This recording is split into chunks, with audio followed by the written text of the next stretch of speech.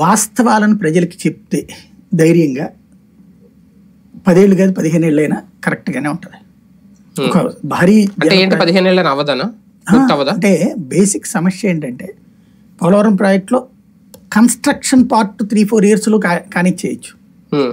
కానీ అసలైనటువంటి పాయింట్ని వీళ్ళందరూ ఒకటి కేంద్రంలో బీజేపీతో కలిసి ఉన్నారు కాబట్టి తప్పు మీదే అంటారు కాబట్టి అన్నటువంటి రూట్లోనే సాగుతున్నది.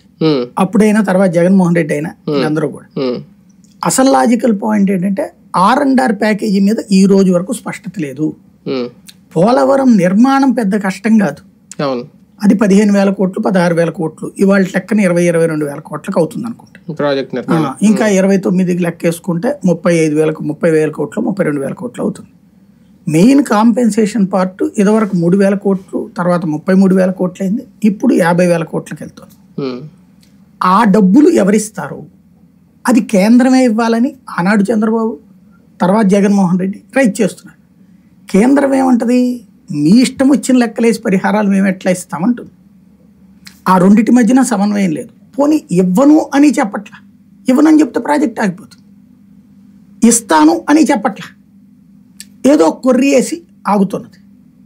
కొర్రీలతో సంబంధం లేకుండా ఇది మేము ఇస్తాం